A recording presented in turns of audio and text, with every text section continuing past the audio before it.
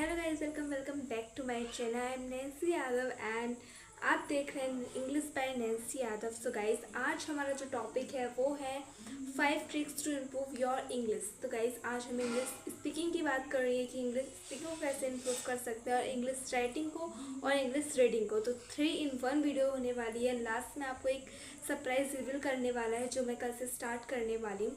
So guys, start करते हैं। First trick है कि आपको थिंक अबाउट इन इंग्लिश। तो गाइज, आप कुछ भी बोलते हैं या कुछ भी सोचते हैं, पहले आपको सोचना उस चीज़ को इंग्लिश में। से आपके सामने कोई फ्रिज है तो आप उसको इंग्लिश में बोले रेफ्रिजरेटर। मन में सोचिए कि यार इसको रेफ्रिजरेटर बोलते हैं।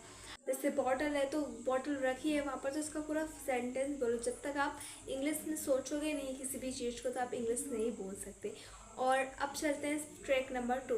तो ट्रिक नंबर 2 में आपको किसी भी चीज़ को सबसे पहले तो इंग्लिश में सुनना है और उसी चीज़ को अप्लाई करना है कि आप उसको इंग्लिश में लिख पा रहे हो या नहीं। जैसे आपने सुना, आज मैंने एक वीडियो देख ली इंग्लिश में, ठीक है, आपने बस सुन लिया, उसको बोला नहीं, यहाँ पर कहीं अप्लाई नहीं कर पाए, तो वो आपके लिए वर्थ इट नहीं है। जैसे मान लें आज मैंने एक टॉपिक सीखा कि मे और माइट में ये वाली चीज़ें होती है, बट मैंने इसको कल को यूज़ नहीं करा या फिर अपने फ्यूचर में यूज़ नहीं करा, मैं उसको सिर्फ सीख के भूल गई, तो ये आपके लिए अच्छा नहीं है और ना ही आपकी इंग्लिश से इम्प्रूव होने वाली है। ट्रिक नंबर 3, जिसमें आपको जितनी भी आपके डेली रूटीन्स होते हैं या फिर आप जो चीज़ करते हो, कुछ भी चीज़ करते हो, आपको उसको लाउडली इंग्लिश में बोलना है, ठीक है। जैसे आप कुछ भी और रिकॉर्ड करो, ठीक है। जैसे मैं रिकॉर्डिंग कर रही हूँ, तो ऐसे रिकॉर्डिंग करके आप 10 मिनट के लिए कुछ भी बोलो, तो जो आपने सुबह से रात तक करा, या फिर ऐसा व्लॉगर की तरह आप बोलो। जैसे वो हिंदी में बोलते हैं वैसे आप इंग्लिश में बोलो। अगर आपको कहीं पर आप रुक रहे हो या फिर कहीं पर फुल स्टॉप लग रहा है या फिर कोई भी चीज़ यहाँ पे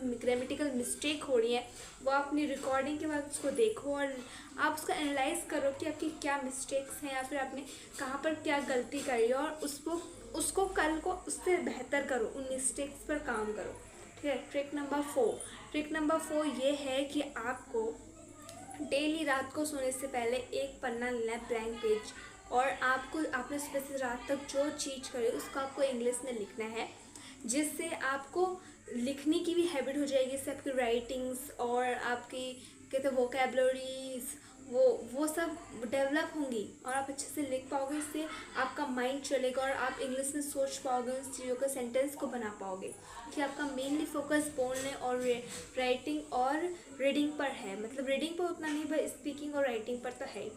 सो गाइस, ट्रिक नंबर 5, आप कोई भी वोकेबलरी यूज़ करते हो उसको आप अलग अलग सेंटेंस में यूज़ करो। जैसे मेनली इंग्लिश में आपकी वोकेबलरी यूज़ होती है। जैसे मान लो मैंने पॉसिबल एक वोकेबलरी सीखी, तो आपको उसको बहुत प्रकार की क्या कहते हैं सेंटेंस में यूज़ करना है। ये नहीं कि आपने एक वोकेबलरी सीख लिया उसको छोड़ दिया, एक ही जगह यूज़ करा। आपको बहुत मैनी टाइप्स ऑफ सेंटेंसेस के साथ उसको यूज़ करना है, जिससे कि आपकी वोकेबलरी अच्छी होगी और आपको इंग्लिश बोलना आएगा एटलीस्ट, ठीक है। सो गाइस, अभी हमने 5 ट्रिक्स सीख ली कि आपको अपनी इंग्लिश कैसे इम्प्रूव कर सकते हैं। और राइटिंग का तो मेनली ये है कि आपको जो आप समझ रहे हो इंग्लिश में या फिर जो भी चीज़ आप कर रहे हो उसको आपको लिखना है। और रीडिंग का ये है कि आप डेली 1 पेज अपनी बुक का पढ़ रहे हो, टेक्स्ट बुक का या न्यूज़पेपर का, या फिर कोई भी यूट्यूब से निकाल के या फिर इंग्लिश गूगल से निकाल के कोई भी एक पैराग्राफ पढ़ लो।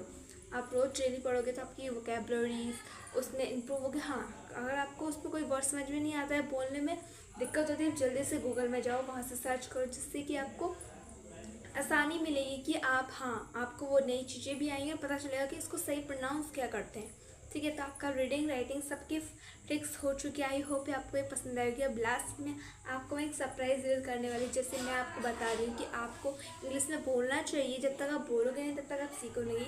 और मैं भी एज अ बिगिनर हूँ और मेरे को इतना प्रोफेशनल वाली इंग्लिश बिल्कुल भी नहीं आती इंग्लिश, बिकॉज मैं खुद सीख रही हूँ। सो गाइस, कल से मैं इसी चैनल में आपके ब्लॉग डालने वाली, जिसमें बेसिकली मेरा मोटिव यहाँ पर सिर्फ ये होगा कि मैं दिन भर में क्या करती हूँ, उससे मुझे मतलब वैसे भी नहीं है ना, आपको मतलब होना चाहिए। बस इतना मतलब है कि मैं उसको इंग्लिश में बोल रही हूँ तो कैसे बोल रही हूँ, कहाँ पर मैं ग्रामेटिकल मिस्टेक कर रही हूँ, यहाँ पर कुछ कर रही हूँ। कि वैसे तो मुझे भी इंग्लिश नहीं आती, मैं गूगल से ही चेप के मतलब पहले हिंदी में स्क्रिप्ट लिख के उसको इंग्लिश में लिखूँगी, फिर बोलना ट्राई करूँगी। क्योंकि मैं इतनी अच्छी इंग्लिश ऐसा नहीं हूँ कि मुझे खुद से बोलना या फिर लिखना आ जाए।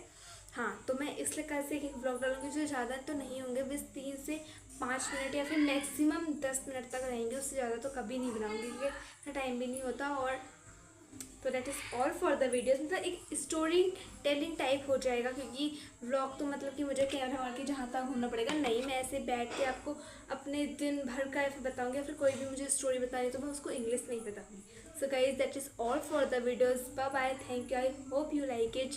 शेयर करो, सब्सक्राइब करो।